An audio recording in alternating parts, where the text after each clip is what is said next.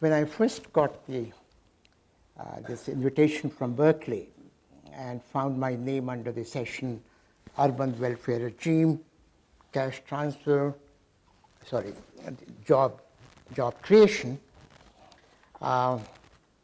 it took me some time to figure out as to what the sponsors were expecting me to do, whether they were asking me to look at the relevance of our neoclassical economists, Edgeworth and Marshall and Pigou, in shaping or influencing India's welfare regime, or whether they were asking me to do a more introspection of the things that are going on in India as far as the urban welfare regime is concerned. Fortunately, the choice turned out to be easy. The Marshalls and the Pigous were gone from my shelf. And in their place, I found K.C. Shivaramakrishnan's Power to the People and the JNNURM, and Amitabh Kundu's In the Name of the Urban Poor, and Rakesh Mohan's Task Forces, and the report of the National Commission on Urbanization. And this choice was easy. Decided to look at what is going on in the country. And it also saved me the horrendous task of examining whether marginal utility of welfare has begun to decline in India as Marshall had projected at one time, or whether some people had been made better off and without making others worse off. So the choice really fell on this one. When I shuffled my papers, I found 2 or 3 very common things in urban welfare regime across the globe. One was that this public provision of welfare, call it by any name, whether you call it welfare regime or by any name, was very common across countries. In fact, it was an integral part of the development trajectories of most countries, irrespective of whether they were developed or whether they were developing. Everywhere you find it, one. Second, that there has been a phenomenal increase in the size of the welfare regime, once again across the world, triggered by a maze of factors, which include democratization, political social movements, aging in particular in countries such as Japan, which has increased their welfare budget enormously, or simply the need to provide food assistance under conditions of stagnant wages. So you find across the world these kinds of trends. You also find that if you begin to sort of classify what these urban welfare regimes are, generally you find 2 groups. One group is of those regimes which are universally applied to the country for services such as health. And many of the developed countries have health services extended to all groups of people. These are non-discriminatory in nature. But the second group is really confined to special groups or special areas, and this happens to be the characteristic of much of the developing world.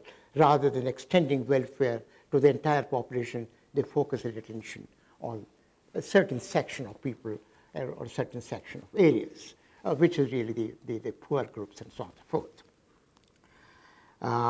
I will focus on the second part, the India's urban welfare regime. I will not touch upon the legendary 3F welfare, which is so commonly discussed in India, which is the food, fuel, and fertilizer. I will leave these 3 things out completely from discussion.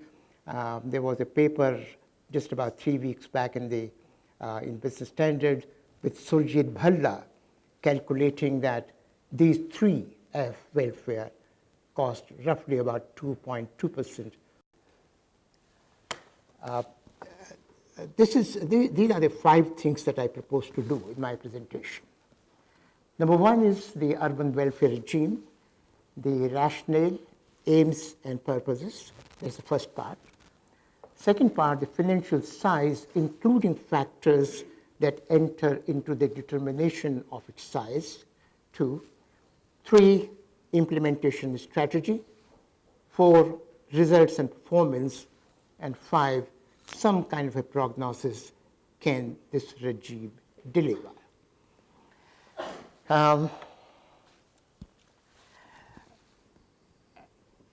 When we look at, I started looking at the history of it, found that it's a legacy of the 1970s. We recall the discussions that were held yesterday. And I think, once again, it was Mr. Shiva Ramakrishnan who was referring to Mrs. Gandhi's Garibi Hatao program of the 1970s. That was the time when a series of the fifth plan, I hope some of you might recall, that in 1973 to 1978 was the fifth five-year plan of India, which really saw for the first time a very large number of initiatives which were in one way or the other aimed at poverty reduction. That was also the time when a series of sub-plans for tribal areas, sub-plans for hill areas were initiated. Also, special regions such as the northeastern part of the country was given for the first time a Northeastern Council whose function was to really bring the 7 states together in some kind of a development framework. So that was a time, and what we really see that the urban welfare regime also really owes to the 70s, when our first program, the environmental improvement of slums, really began at that time.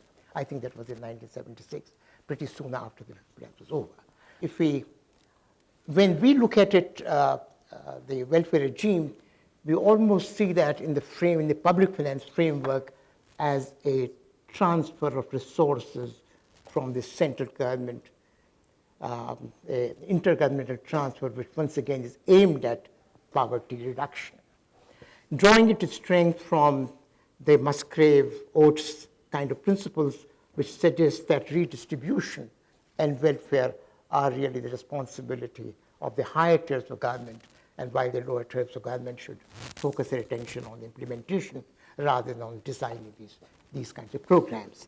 But these transfers are seen more as poverty reducing and as components of inclusive growth. The rationale is pretty straightforward.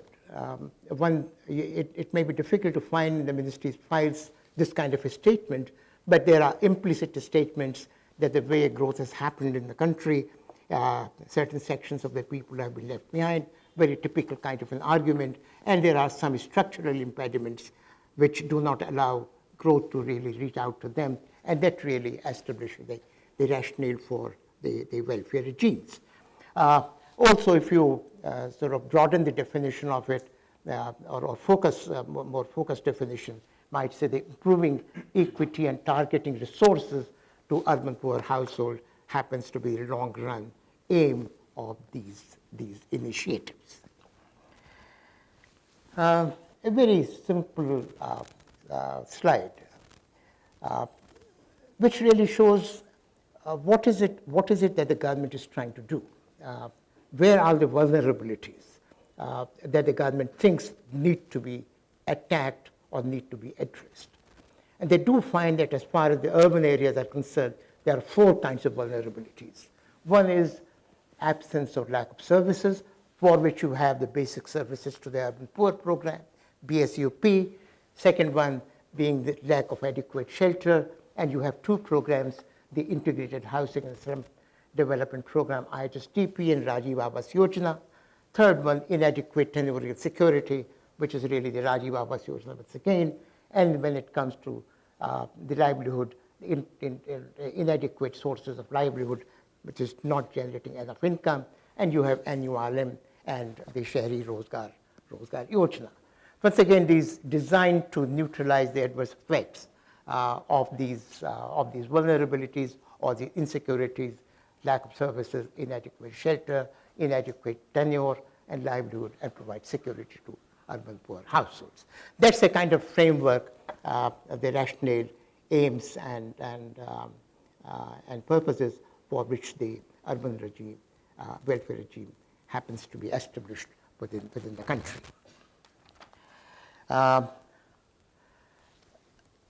When you begin to examine what is the financial size of the regime, this turned out to be a very difficult part. It is complex because it comprises various kinds of implicit and explicit subsidies. And, of course, the transfers and grants. And implicit subsidies in the sense that if the cost of producing a service is not being covered by setting the right price, then that really becomes some kind of implicit subsidy, and that is a pretty common phenomenon as far as the slum settlements are concerned in the country. And it is also contentious, the arguments being made that a substantial part of the welfare leaks out and is mistargeted, and what reaches the poor household is really a fraction of what they need in order to fight poverty. Netting out what reaches the poor remains a question mark. We just don't know how to estimate what actually reaches out. And if we take into account what Mathur has been saying, that there are a lot of rent seeking here, apart from mistargeting, apart from the leakages, and if there is some rent seeking component, if we add to that, the netting out would become an extremely difficult kind of an exercise. But let me give you just 2 or 3 numbers here, which I picked up from the annual reports of the Ministry of Housing and Urban Poverty Alleviation. These numbers are not important. I mean, you can see them any time. What is important is the second paragraph here.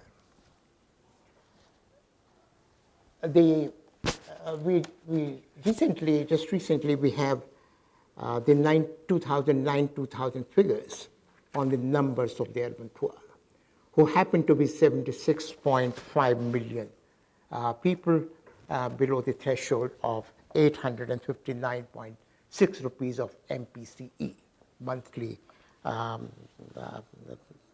expenditure per capita. If you take into account what is the average expenditure of the urban poor using poverty gap methods, you come across an average of 781.9 rupees. That's the average expenditure, MPCE, of an urban poor. The difference between what the average expenditure is and what is needed in order to bring that poor above the poverty line, and if you multiply by the total number of the urban poor, you just require 72,216 rupees in order to bring them up above the poverty line. That is all the money that you require, and which is a very insignificant amount. If you see that in relation to the GDP, it is only 0.11% of the GDP, and you can lift them out. Once again, Surjit Bhalla has been saying that we just require 0.5% of the GDP in order to uplift all the poor, including the rural poor and the urban poor, above the poverty line. Now, this is just what is important is that what is provided for under these programs, whether it is BSUP, IIHS-UC, SJSRY, and RAY, and if you combine them, it is not even 50% of what is needed to lift them above the poverty line. So the money is very inadequate, and the urban poverty has to be looked at in a much more complex manner. In the implementation strategy, there are 2 or 3 things which are important. One is that this is one of those programs which is built on the financial partnership between the 3 levels of government. And therefore, if you really see the partnership and all what the different levels of government provide, you would see that the financial provision of these initiatives may be somewhat larger than what the figures were showing on the previous slide on account of the contributions made by the state and by the local governments. One. But number 3 is important, that this is also one of those programs which is designed to involve the private sector in order to a very unique experiment trying to beef up the urban welfare regime. This would be one of those occasions where it is not just a public provision of welfare, it's not just the public provision, but also the private provision of welfare. We do not know the extent to which the private sector would buy the arguments, but that is how it is planned. And the fourth one, about which Deborah was talking yesterday, that is linked to reforms that aim at long-run sustainability of poverty reduction strategies. And that is where all reforms linked with land market, with disclosure, transparency, participation, the fiscal viability of municipal governments, the fiscal governance issues, all of those reforms actually come in. We'll not go into the next slide, which really shows some results.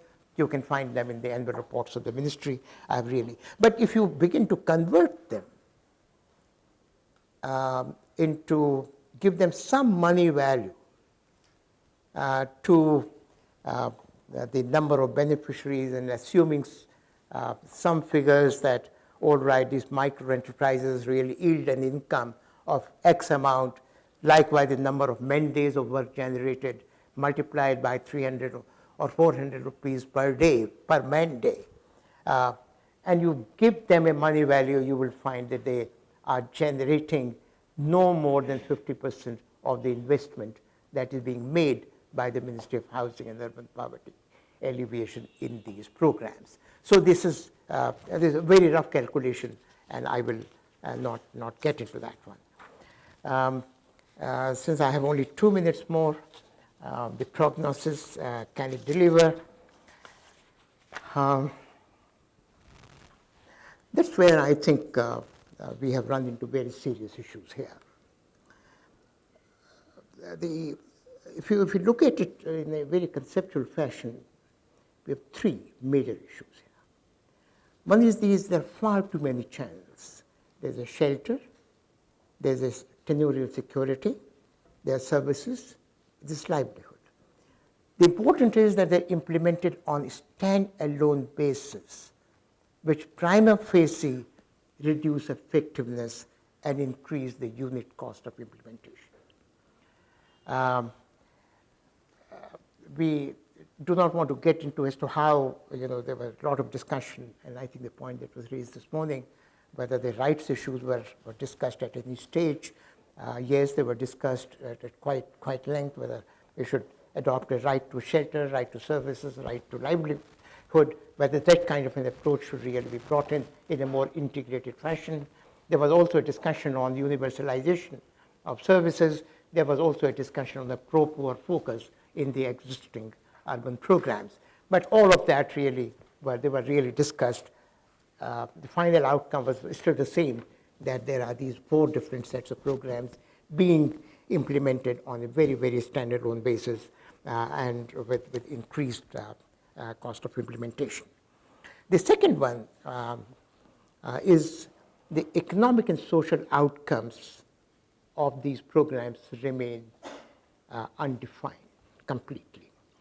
Now, if you begin to sort of take these programs a step forward and really see, do the mandates of work created and the micro-enterprise add up to equal or exceed the investments made via these initiatives, or should these initiatives have an economic rationale, or should these really be welfare?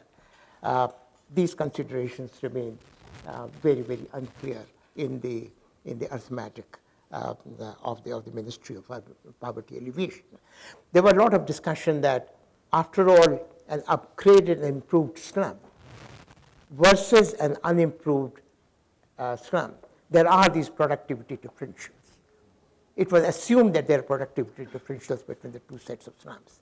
But what is the difference, and in what way that would be taken to justify the investments? No such exercises, much as we wanted to really do that, they were really not taken forward. But the last one is really the whether we are playing a zero-sum game here. That you first create a distortion, and you create a distortion in such a way that land does not enter the market. No investments come in services and infrastructure. Slums get created. And because you can't deal with those policy distortions, because you do not have the courage to deal with them, you create a welfare regime to address some of those distortions. Now, that's a kind of a zero-sum game, which I think is being played here without being conscious that that is the kind of game that we are playing here. And we feel very, very upset about it, no matter how well you sort of argue with them, that you need to deal with distortions first, rather than creating these programs. Programs will have no effect at all. We have really not been able to make much headway. Thank you very much.